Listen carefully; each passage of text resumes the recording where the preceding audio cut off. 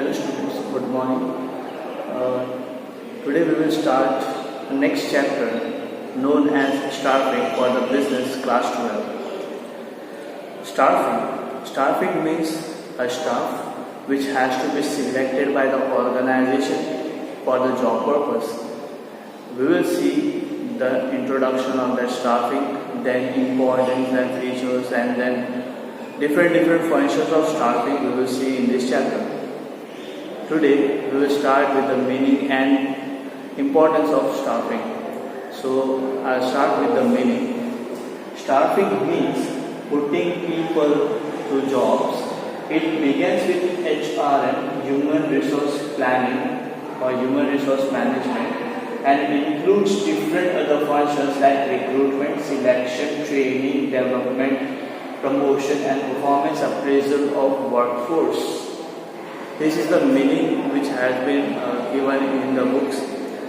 So, staffing means the person has to get the job at the right place. Once the organization makes a planning regarding the recruitment of the people, they give an advertisement. Through that advertisement, number of resumes are coming to the organization. Then organization do shortlisted with the help of HRM, human resource management.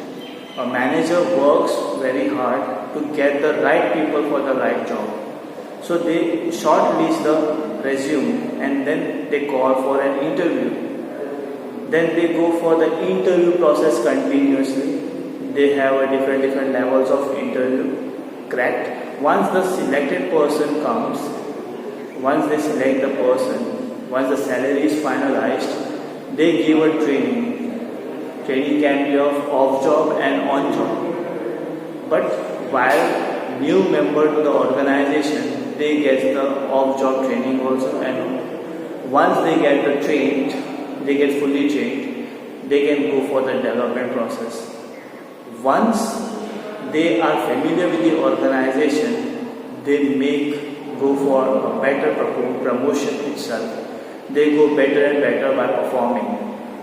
Once they are familiar with the organization, according to their needs, according to their work, according to their task, they get promotion also. They can get performance appraisal in terms of status, in terms of salary.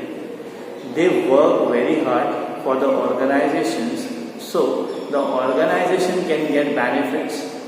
The training itself is an important part for any organization. Once the organization gives a proper training to the candidate will ultimately make the organization benefited with the performance. So I have given some key features downside: right person, right job, right qualification, right time. इसका meaning मैं आपको हिंदी में समझाने की कोशिश करूँगा. सही person means organisation के लिए जो सबसे अच्छा कैंडिडेट होगा उसको हायर करना. राइट जॉब, जो आपको जॉब के लिए सिलेक्ट करना है. फॉर एग्जांपल फाइनेंस मैनेजर आपको सिलेक्ट करना है, तो आप फाइनेंस डिपार्टमेंट के लिए ही फाइनेंस बंदा ढूंढोगे, ना कि सेल्स वाला. अगर सेल्स वाला ढूंढोगे तो प्रॉब्लम क्रिएट होगी, क्योंकि सेल्स वाला बंदे को फाइनेंस के बारे में कुछ पता नहीं है. तो फाइनेंस मैनेजर के लिए आप फाइनेंस डिपार्टमेंट या CA को आप अपॉइंट कर दो. CA यहाँ पर आएगा. Right job, right qualification, right degree होनी चाहिए. Right degree in the sense, अगर इंजीनियर है तो इंजीनियर के लिए आपको इंजीनियरिंग डिग्री चाहिए. या कंप्यूटर इंजीनियर की अगर हम बात करते हैं तो कंप्यूटर इंजीनियर के लिए आपको टेक्निकल लाइन की सर्टिफिकेट होनी ज़रूरी है, ना कि नॉन टेक्निकल. या फिर आप लॉयर बनते हो तो लॉयर के लिए लॉयर सर्टिफिकेट ज़रूरी है. तो बहुत सारी सर्टिफिकेट्स की रिक्वायरमेंट होती है. तो ऑर्गेनाइजेशंस के अंदर राइट पर्सन को राइट जॉब देने के लिए राइट क्वालिफिकेशन होना भी ज़रूरी है. कंप्यूटर इंजीनियर है, आप उसको बोलोगे फाइनेंस संभालो तो वो नहीं संभाल पाएगा. तो फाइनेंस का काम फाइनेंस वाले ही संभाल सकते हैं, कंप्यूटर का काम कंप्यूटर वाले ही संभाल सकते हैं, इलेक्ट्रिसिटी वाले इलेक्ट्रिसिटी का ही काम संभाल सकते हैं. तो जिनका जैसा जॉब उनको वैसे ही डेजिग्नेशन देनी जरूरी है.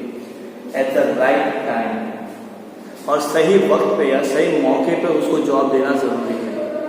सो यहाँ पे ये चार फंक्शन, ये जो चार पॉइंट है, ये चार पॉइंट आपको समझना है. अगर ये 4 पॉइंट आप समझ जाते हो तो स्टार्टिंग में बहुत सारे टर्म्स आपको इजीली समझ में आ जाएंगे। Right person, right job, right qualification, right time. मैं अगर एग्जाम्पल देने की कोशिश करता हूँ तो एग्जाम्पल में अगर हम लोग लेके चलते हैं कि एक कंपनी है, एक कंपनी के अंदर आपको सेल्स मैनेजर की ज़रूरत है। ठीक है, तो आप इंटरव्यू दोगे, इंटरव्यू के लिए आप एडवर्टाइजमेंट करते हो, एडवर्टाइजमेंट हो गई, एडवर्टाइजमेंट होने के बाद आपके पास नंबर ऑफ रेज्यूम्स आने लगे with the help of different source and medias. Newspaper से आपको न्यूज़पेपर हो गया, न्यूज़पेपर के अलावा इंटरनेट के सोर्सेज के थ्रू आपको इन्फॉर्मेशन मिलने लगी। जब इन्फॉर्मेशन मिलने लगी तो HRM जो है, ह्यूमन रिसोर्स मैनेजर जो है, उसको शॉर्ट लिस्ट करेगा और शॉर्ट लिस्ट करने के बाद में उनको कॉल करके बुलाएगा इंटरव्यू के लिए, स्पेसिफिक प्लेस के लिए। फिर जब इंटरव्यू स्टार्ट होते हैं तो इंटरव्यू के अंदर वो एनालिसिस करते हैं कैंडिडेट को with the terms of experience, with the terms of knowledge, with the terms of creativity. अलग अलग चीज़ें वो ऑब्जर्व करते हैं और ऑब्जर्व करने के बाद में पर्सन को सिलेक्ट करते हैं एक पर्टिकुलर जॉब के लिए। अगर मैं यहाँ पर आपको कह रहा हूँ कि सेल्स मैनेजर की पोजीशन दे रहे हैं तो सेल्स मैनेजर की कितनी क्रिएटिविटी है वो भी चेक होती है। लेकिन अगर मैंने फाइनेंस वाले बंदे को लेकर आया, वो एक सिलेक्ट हो गया और उसको मैंने सेल्स का जॉब दिया, तो वहाँ पे काम प्रॉपर नहीं होगा, वहाँ पे नुकसान ही होना है। तो सेल्स मैनेजर की पोस्ट के लिए सेल्स का बंदा ही होना ज़रूरी है। तो सेल्स का पर्सन जब आपके पास आता है तो ऑटोमेटिकली आपका परफॉर्मेंस इंप्रूव होने लगता है या ऑर्गेनाइजेशन का परफॉर्मेंस इंप्रूव होने लगता है। तो सेल्स मैनेजर भी यहाँ पर चाहिए। यहाँ पे कोई दूसरा मैनेजर आप लेकर आओगे तो उसको सीखते सीखते टाइम लगेगा और उतना टाइम आपके पास है नहीं ऑर्गेनाइजेशन के लिए। ऑर्गेनाइजेशन को मार्केट के अंदर सर्वाइव करने के लिए रेगुलरली आपको काम करना ही पड़ता है। तो ऑर्गेनाइजेशन काम करने के लिए ही राइट पर्सन को अपॉइंट करती है। अब सेल्स मैनेजर को मैंने अपॉइंट किया है तो सेल्स मैनेजर की क्वालिफिकेशन भी वैसी होनी चाहिए। सेल्स के फील्ड में एक्सपीरियंस उसके पास होना चाहिए, उसके पास डिग्री होनी चाहिए सेल्स स्टडी के लिए। तो बहुत सारी चीज़ें यहाँ पर अपॉइंट करने के लिए देखी जाती है। राइट टाइम, सही समय पे आपको सिलेक्ट करना है। एक्स्ट्रा हो जाएगा तो प्रॉब्लम है, लेस होगी तो प्रॉब्लम होगा। राइट टाइम पे आपको सिलेक्ट करना है पर्सन को। तो यहाँ पे 4 पॉइंट को आपको बहुत ध्यान से रखना है। Right person at the right job with the right qualification with the right time on a right time। So ये डेफिनेशन आपको समझ में आनी चाहिए और ये 4 पॉइंट अगर आप समझते हो तो स्टार्टिंग इजी है आपके लिए। इधर फंक्शंस की बात की है तो फंक्शंस लेटर ऑन हम लोग डीप में पढ़ने वाले हैं, लेकिन यहाँ पे जब हम लोग डेफिनेशन की बात करते हैं तो डेफिनेशन में हम लोग ये पॉइंट लिख सकते हैं, right person at the right job with the right qualification on right time, ये हम लोग लिख सकते हैं। अब जो नेक्स्ट पार्ट जो हम लोग देखेंगे वो है इम्पोर्टेंस ऑफ स्टाफिंग। स्टाफिंग इतना ज़रूरी क्यों है और स्टाफिंग की वजह से क्या क्या आप इम्प्रूवमेंट देखते हैं। तो स्टाफिंग के रिलेटेड मैंने यहाँ पे कुछ पॉइंट्स लिखे हैं। तो इस पॉइंट के अंदर अगर आप देखते हो तो obtaining competent personnels, high performance, continuous survival and growth, optimum utilisation of human resource, improve job satisfaction and morale of employees. Let's see one by one. As mentioned in the first point, obtaining competent person. Obtaining मतलब correct person को आप appoint करोगे। Staffing अगर आप properly करते हो या selection आप प्रॉपर करते हो तो ये आपको हेल्प करता है करेक्ट पर्सन को करेक्ट जॉब में हायर करने के लिए। तो यहाँ पे पॉइंट जो मैं अगर आपको डिस्कस करता हूँ तो proper staffing helps in discovering and obtaining competent person for various jobs, अलग अलग जॉब के लिए। लेकिन आप उस पर्टिकुलर पर्सन को एक प्रॉपर स्टेप्स के थ्रू या स्टाफिंग प्रोसेस के थ्रू एक राइट पर्सन को राइट जॉब पे हायर करने में हेल्प कर सकते हैं। तो मैनेजर का काम यह है कि एक स्ट्रक्चर क्रिएट करना है और स्ट्रक्चर के बेस पे स्टाफिंग आपको करनी है। Right person and the right job, ये पॉइंट आपको याद रखना है। अगर मैं एग्जाम्पल यहाँ पर लेता हूँ तो mister Rahul is an finance manager and he is appointed as an sales manager. So what will happen? It will happen as the organisation will suffer because the finance person is not appropriate with the sales one.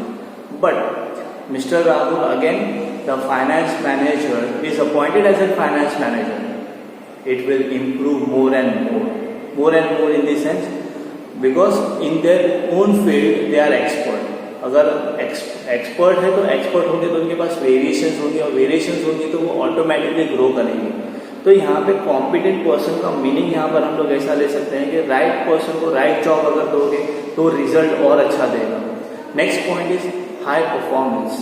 अब high performance की बात जब हम लोग करते हैं तो मैंने यहाँ पे आपको पॉइंट लिख के दिया है, right person at the right job and with the right qualification eight the right time.